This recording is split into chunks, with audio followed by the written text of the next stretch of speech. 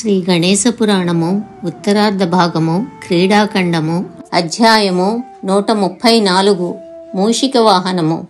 పరాశర మహర్షి పవిత్రమైన ఆశ్రమంలో బాలుడు శుక్లపక్ష చంద్రుని వలె దినదిన ప్రవర్ధమానంగా పెరుగుతున్నాడు.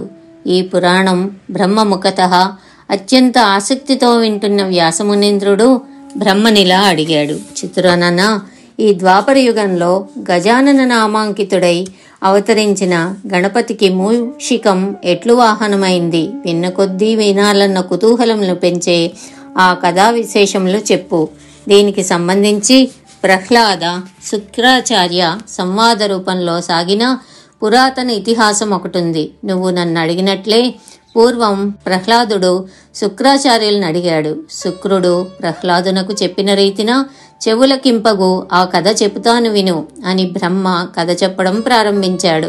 పూర్వం ఒకప్పుడు ఇంద్రుడు సభనొకటి ఏర్పాటు చేశాడు. దేవతలు మునిశ్రేష్ఠులు సభను అలంకరించి కూర్చున్నారు. క్రౌంచుడనే గంధర్వుడొకడు హడావిడిగా వామదేవుని ముంగాలు తొక్కుకుంటూ వెళ్ళిపోయాడు. వామదేవునకు కోపం వచ్చి గంధర్వుని ఎలుకవు కమ్ము అని శపించాడు.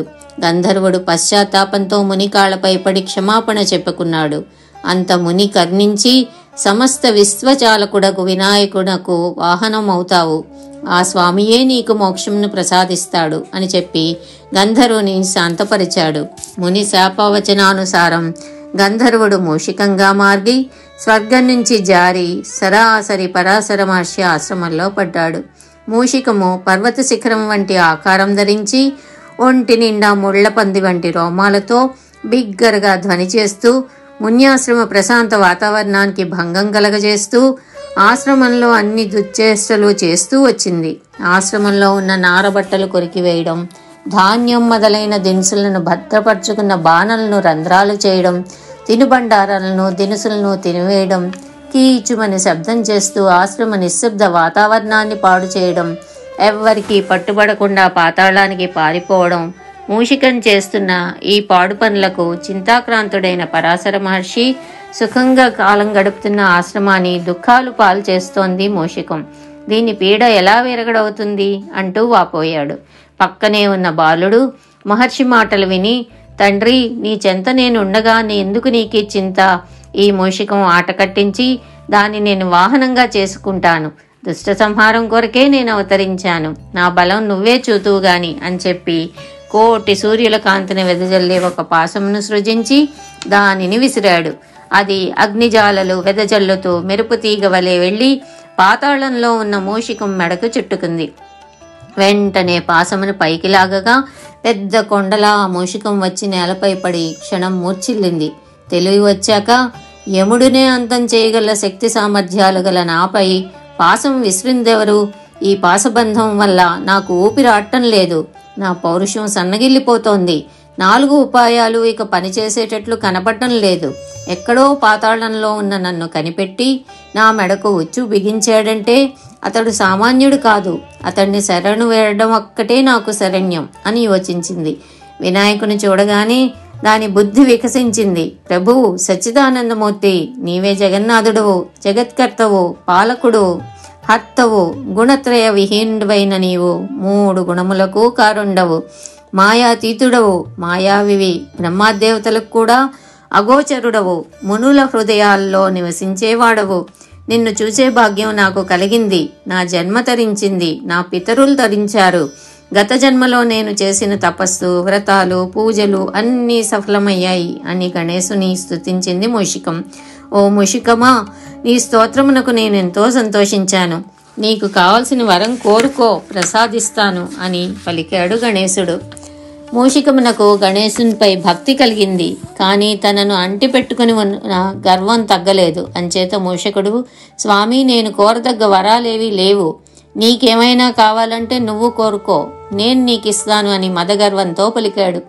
అప్పుడు గజానండు, సరే, ఆడిన మాట తప్పవు కదా అని అడిగాడు. స్వామి, ప్రాణమైనా ఇస్తాను గాని అసత్యం ఆడను అని దృఢంగా పలికాడు మూషికుడు. అయితే నువ్వు నాకు వాహనం కావాలి అని అన్నాడు గణేశుడు.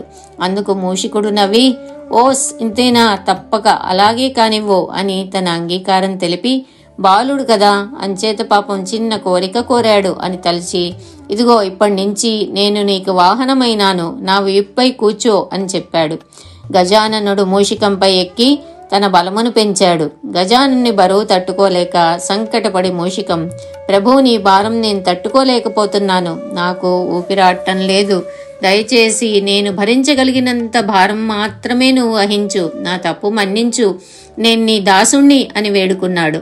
పక్కనే ఉన్న పరాశర మహర్షి ఆశ్చర్యపోయి, ఇంతటి బుద్ధి కుశలత, పౌరుషం, పరాక్రమం గల బాలుణ్ణి నేను ముల్లోకాల్లోనూ చూడలేడు. ఎవ్వరు బిగ్గరగా కీచుపెడితే ఆ శబ్దానికి పర్వతాలు ముక్కలైపోతాయో, లోకపాలకులు గజగజలాడిపోతారో, అట్టి వాడిని ఒక్క క్షణంలో తన వాహనంగా చేసుకున్నాడు ఈ పసివాడు అని అనుకున్నాడు. అంతలో వత్సల వచ్చి బాలుని ఎత్తుకుని లోపలికి తీసుకుని పోయి బొజ్జ నిండా పాలు కుడిపి తన పైట కొంగుతో మూతిని తుడిచి చెక్కిళ్లు చుంబించి, నాయనా, నీ స్వరూపం, నీ పరాక్రమం మా బుద్ధికి అందవురా, మా జన్మ జన్మాంతర పుణ్యం పండి నువ్వు మా ఇంటి వెలుగై వచ్చావు, మా అదృష్టమే అదృష్టం అని పొంగి పొరలి వస్తున్న ఉత్సాహంతో లాలనగా పలికింది. మాయామానుష విగ్రహుడు బాలగజానుండు ఎలుక మెడకు తాడు కట్టి ప్రాకృత బాలుని వలె ఆడుకోవడం మొదలుపెట్టాడు. ఇలా గజాననుడు మూషిక వాహండైన వైనం బ్రహ్మ వ్యాసమహర్షికి సవిస్తరంగా చెప్పాడు. 134వ అధ్యాయం సమాప్తం.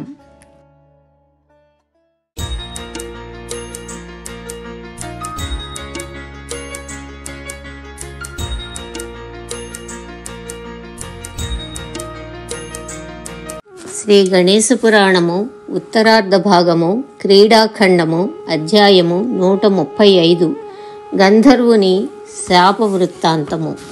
గంధర్వుడు చేసిన ఏ పాప ఫలితంగా అతడికి మూషిక జన్మ వచ్చింది, ఏ పుణ్యవశాన మూషికము గజాననుకు వాహనం అయ్యాడు, ఆ కథ వివరంగా చెప్పు అని వ్యాసమునీంద్రుడు బ్రహ్మను అడిగాడు.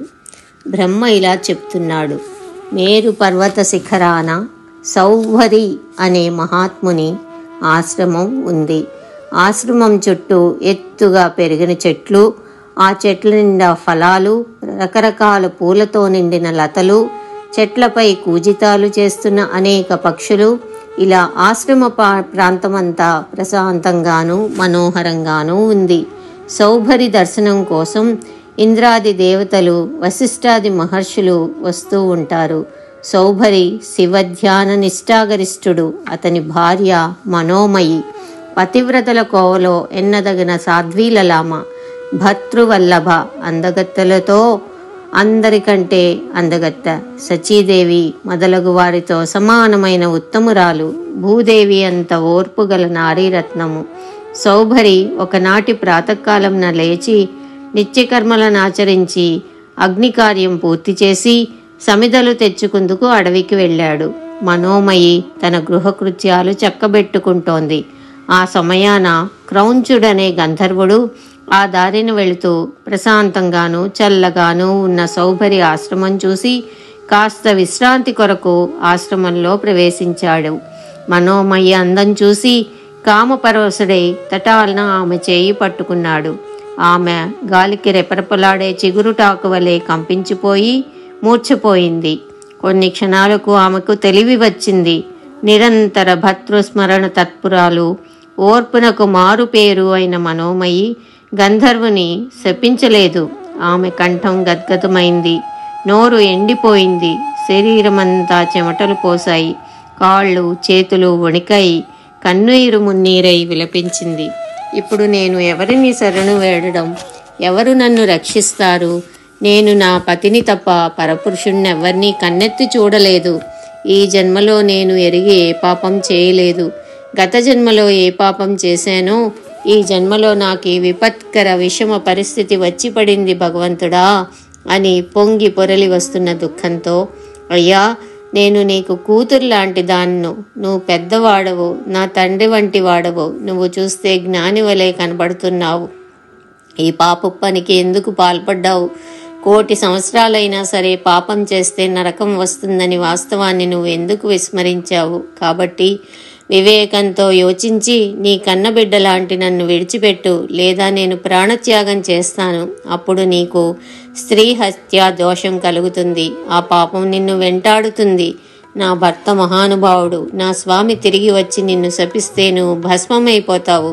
అప్పుడు నిన్ను బ్రహ్మాది దేవతలు కూడా రక్షించలేరు అని ఆమె సాంత్వనగా గంధర్వునితో పలుకుతున్న సమయాన సౌభరి అడవి నుంచి తిరిగి వచ్చాడు. ప్రదీప్త కీలలతో ప్రజ్వరిల్లుతున్న సప్తజిహ్వుని వలె ఉన్న సౌభరిని చూసి కలవరపడి గంధర్వుడు ఆమె చేయి విడిచాడు. గజగజలాడుతూ ఆశ్రమంలో ఒక మూల నక్కి నిలబడ్డాడు. జరిగిన సంఘటన తన దివ్య దృష్టితో గమనించి సౌభరి గంధర్వునిపై నిప్పులు చెరుగుతూ, ఔరా పాపి, నేను లేని సమయంలో ఈ పవిత్రమైన ఆశ్రమంలో దొంగచాటుగా ప్రవేశించి నా భార్యను బలాత్కరించబోతావురా మూర్ఖుడా. దొంగతనంగా నా ఇంట చొరబడ్డావు కాబట్టి నువ్వు ఎలుకవైపోదువుగాక. గాదల కింద బొరియల్లోనూ దొంగ బతుకు బతుకుతూ దొంగతనంగా ధాన్యపు గింజలు తింటూ పొట్ట పోసుకుందువుగాక అని గంధర్వుని శపించాడు. అప్పుడు గంధర్వుడు, మహాభాగా, దయచేసి నా మాట కాస్త విను. నేను నీ భార్యను చెరపట్టాలని ఇక్కడికి రాలేదు. నేను పోతూ పోతూ చల్లగాను ప్రశాంతంగాను ఉన్న ఈ ఆశ్రమంలో సేద తీర్చుకుందుకి కాలు పెట్టాను. కానీ అప్సరసలను అధక్కరించే ఆమె అందం చూసి మనస్సు చెలించి ఆమె చేయి పట్టుకున్నాను. ఇంతలో నువ్వు వచ్చావు. నేను ఆమె చేతిని విడిచిపెట్టాను. నేను చేసింది ఘోరమైన తప్పే, కానీ నువ్వు దయాసముద్రుడవు. నా అపరాధాన్ని మన్నించి నిన్ను వేడుకుంటున్నాను.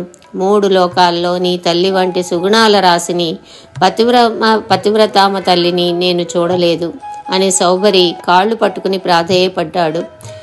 క్రౌంచుడు సముద్రాలు ఇంకిపోవుగాక, సూర్యుడు పడమట ఉదయించుగాక, అగ్ని శీతలత్వం చెందుగాక, కానీ నా మాట వమ్ము కాదు. నువ్వు పశ్చాత్తాపంతో వేడుకుంటున్నావు కాబట్టి నేను చెబుతున్నది విను. పరాశర మహర్షి ఇంట పరమాత్మ గణేశుడు గజానన నామాంకితుడై ద్వాపర యుగంలో అవతరించబోతున్నాడు. అప్పుడు నువ్వు ఆ స్వామికి వాహనంగా వ్యవహరించు. స్వామితో పాటు నువ్వు కూడా బ్రహ్మాది దేవతలు మొదలు సామాన్య మానవుల వరకు అందరి మన్ననలు పొందుతావు.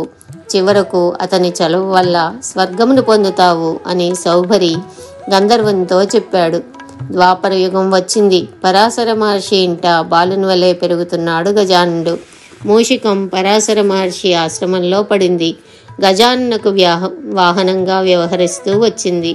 వ్యాసమునీంద్రుడు, పరమేష్ఠి, గజాననుడు సింధూర్ని అంతం చేసిన వైనం నాకు చెప్పు అని కోరాడు. బ్రహ్మ ఉత్తర కథ చెప్పడం మొదలుపెట్టాడు. 135వ అధ్యాయం సమాప్తం.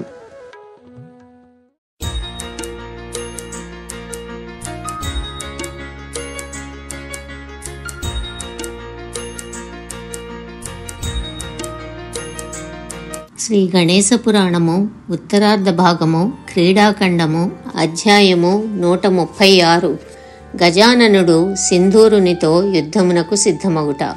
ఒకనాడు గజాననుడు పరాశర మహర్షిని సమీపించి, తండ్రి, సింధూరుడు లోకకంటకుడై సర్వులను పీడిస్తున్నాడు. సాధు పుంగవులను మునిసత్తములను ముప్పతిప్పలు పెడుతున్నాడు. స్వాహ స్వధా వషట్కారాలు మరియు వేదకోశాలు నిలిచిపోయాయి. దేవగణాలు ఋషిగణాలు స్థానభ్రష్టమయ్యాయి. గజానన రూపంతో దుష్టనాశనం చేసి సాధుజనులను రక్షిస్తాను. దైత్య సంహారం చేసి భూభారం తగ్గిస్తాను. దేవతలను వారి వారి స్థానాల్లో పునఃప్రతిష్ఠ చేస్తాను. సమస్త లోకాలను ఆనందప్రదం చేస్తాను. నా శిరస్సుపై నీ అమృత హస్తం నుంచి నన్ను ఆశీర్వదించు. నీ అనుగ్రహ బలంతో దుష్ట రాక్షసుడు సింధూర్ని తప్పక జయిస్తానని చెప్పాడు. మహర్షి బాలునితో ఇలా పలికాడు. నాయనా, బాలభావంతో నువ్వు ఆడుతున్న మాటలు వింటూ ఉంటే నాకు నవ్వొస్తోంది. నువ్వు దర్భపుల్లలా సన్నగా చిటికెన వేలంతున్నావు. ఆ సింధూరుడు పర్వతాకారుడు. వాడి ఊపిరి విడిస్తే కొండలు పైకెగిసి కింద పడి ముక్కలైపోతాయి. వాడి పదగట్టనకు 3 లోకాలు దద్దరిల్లుతాయి. నా ఆశీర్వాద బలంతో నువ్వు వాణ్ణి జయిస్తానంటున్నావు. తథాస్తు. కానీ నీకు 9వ ఏడు వచ్చాక అప్పుడు నువ్వు వాడితో యుద్ధం చేయవచ్చు. అంతవరకు నువ్వు ఆటపాటలతో కాలం గడుపుతూ ఉండు అన్నాడు. కాలం ముందుకు సాగింది. బాలునికి 9వ ఏడు వచ్చింది. మహర్షికి నమస్కరించి అతని ఆశీస్సులు పొందాడు. పార్వతికి హరిహరులకు నమస్సులర్పించాడు. తన వాహనం మూషికాన్ని అధిష్ఠించాడు. సింధూరంతో యుద్ధం చేయడానికి సిద్ధమైనాడు. 4 బాహులయందు వరుసగా అంకుశము, పరశువు, పాశము, కమలము ధరించాడు. ఒక్క క్షణంలో సింధూరుని నగరం చేరి సింహనాదం చేశాడు. ఆ నాదానికి నగరవాసులందరూ హడులెత్తారు. 3 లోకాలు దద్దరిల్లాయి. ప్రళయానలం వలె ముందుకు ఉరికాడు. కృష్ణేశ్వర సన్నిధానంలో ఉన్న సింధూరుడు అక్కడ నుండే 3 లోకాలను శాసిస్తున్నాడు. సింధూరవదనుడు అంటే ఏనుగు ముఖం గల విఘ్నేశ్వరుడు సింధూరుని నగర ఉత్తర దిక్కున నిలిచి గర్జించాడు. ఆ గర్జనకు సప్తసాగరాలు అల్లకల్లోలమైనాయి. ఆ ధ్వనికి గుండెలాగి కొందరు దైత్యులు మరణించారు. సింధూరుడు కూడా క్షణకాలం మూర్ఛపోయి తర్వాత లేచి ఆ గర్జన ఎవరిదో కనుక్కుని రండి, వెళ్ళండి అని సేవకులను ఆజ్ఞాపించాడు. వాళ్ళు తిరిగి బాలుడున్న చోటకు వచ్చి భయపడుతూ, అయ్యా నీవెవరవు, ఇక్కడికి ఎందుకు వచ్చావు? నువ్వు చిన్న బాలుడివైనా నువ్వు చేసిన గర్జనకు త్రిలోకవాసులు భయకంపితులయ్యారు. మా ప్రభువు సింధూరుడే భయపడ్డాడు. నీ వివరాలు చెప్పు అని గజాననుని అడిగారు. అయితే వినండి, నేను శివసుతుడను. పరాశర మహర్షి ఆశ్రమంలో అతని పెంపున ఉంటున్నాను. దుష్ట సంహారం అంటే నాకొక ఆట. భక్తపాలన తత్పరుడను.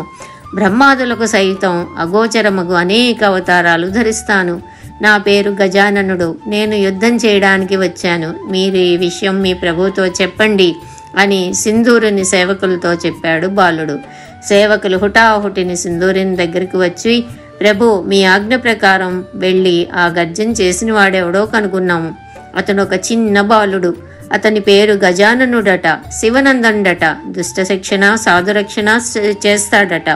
నీతో యుద్ధం చేయడానికి వచ్చాడట. వాడు సింహనాదం విని మొదట మేము భయపడ్డాం. తీరా చూడగా అతడు చిన్న బాలుడు. కాబట్టి ప్రభు నువ్వు కలవరపడనక్కర్లేదు. ఎందుకంటే నువ్వు ఉఫ్మని ఊదితే మడ దూరం అవతలకు వెళ్ళి పడతాడు.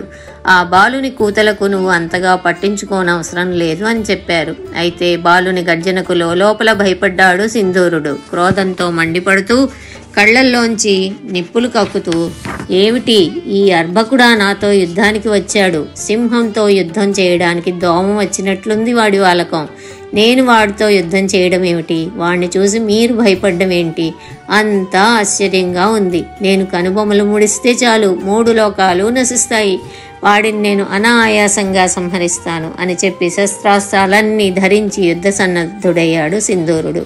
వాడి అమాత్యులు అడ్డుపడి, మహాప్రభు చిన్న పిల్లవాడితో యుద్ధం చేయడానికి తమరే వెళ్ళాలా? వాణ్ణి తుదముట్టించడానికి మేము లేమా అని విన్నవించారు. అలా కాదు, వాడెవడో నాతోనే యుద్ధం చేస్తా అని ప్రగల్భాలు పలికాడట. కాబట్టి నేనే వాడితో యుద్ధం చేస్తాను అని చెప్పి గజానన్ని ఎదుర్కోవడానికి సింధూరుడే స్వయంగా బయలుదేరాడు. 136వ అధ్యాయం సమాప్తం.